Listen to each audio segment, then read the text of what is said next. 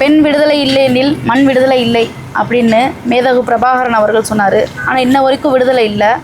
இன்றைக்கி இந்த நாளில் போராட்டம் பண்ணுறதுக்காக நம்மளுடைய பாப்பா ஜனனி பாப்பாக்காக படுகொலை செஞ்சு வீட்டில் வந்து வெட்டி படுகொலை செஞ்ச நம்ம பாப்பாவுக்காக போராட்டம் நடத்தணும், அரசாங்கத்திட்ட நம்ம ஒருக்கான நீதி நியாயம் கேட்கணுன்றக்காண்டி போராட்டம் நடத்தணும் நம்ம நினச்சி அத்துணை அமைப்பு சமூகங்களும் ஒன்று சேர்ந்து நடத்தணும்னு சொல்லிட்டு ராணிப்பேட்டை மாவட்டத்தில் முத்துக்கடைன்ற பஸ் ஸ்டாப்பில் நம்ம நடத்தணும்னு நினச்சோம். ஆனால் காவல்துறை கொஞ்சம் கூட அனுமதி கொடுக்கல.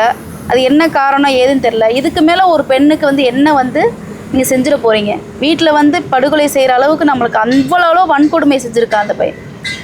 ஆனால் அந்த பையனுக்காக அரசாங்கம் இன்றைக்கி போய் காவல்துறையில் வந்து ஜெயிலில் வச்சுருக்காங்கன்றாங்க. இதுக்கான நீதியும் நியாயமும் கண்டிப்பாக வந்து கேட்டு கொடுக்கணும். காவல்துறை அளவுக்கு போயிடுச்சு. காவல்துறை எதனால் அனுமதி கொடுக்கலன்னு இது வரைக்கும் தெரியலை. இதுக்கு பின்னாடி என்ன அரசியல் இருக்குன்னு தெரில. எங்களுக்கு ஒரே ஒரு கோரிக்கை தான். எங்கள் பாப்பா ஜனனி பாப்பா இன்றைக்கி அவங்களோட கல்லறையில் நின்று தான் நாங்கள் பேசுகிறோம். அவங்க அப்பாவோட ஆதங்கத்தை கொஞ்சம் தயவு செய்து கேளுங்க. இது அத்தனை குழந்தைகளுக்கும் பெண் குழந்தைகளுக்கும் ஒரு விழிப்புணர்வாக இருக்குன்னு சொல்லி தான் நான் இந்த இடத்துல பாப்பாவோட சமாதியில் நின்று நான் வந்து பேசுகிறேன். இது பார்க்குற அத்தனை பேர்த்துக்கும் ஒரு விழிப்புணர்வாக இருக்குன்னு நான் நம்புகிறேன். அதுக்குண்டான அரசாங்கத்துக்கு நான் எங்கள் அண்ணன் கொண்டு போய் பேசுகிறது கண்டிப்பாக அரசாங்கத்துக்கு கொண்டு போய் சேர்க்கணும் நான் நம்புகிறேன். நீங்கள் சொல்லுங்கண்ணா. எல்லாருக்கும் வணக்கம். எல்லா சமுதாயத்தினருக்கும் எனக்காக போராடணும் எல்லாருக்கும் வணக்கம். என்னோட பாப்பா வந்து ஜனனி வந்து இறந்துட்டான். அவளுக்கு போதிய நிதியும் என்னோடய அக்கா பொண்ணு ஹாஸ்பிட்டலுக்கான போதிய நிதியும் பெற்றுத்தருமாறு எல்லா தலைவர்களும் கேட்டுக்கொள்கிறேன்.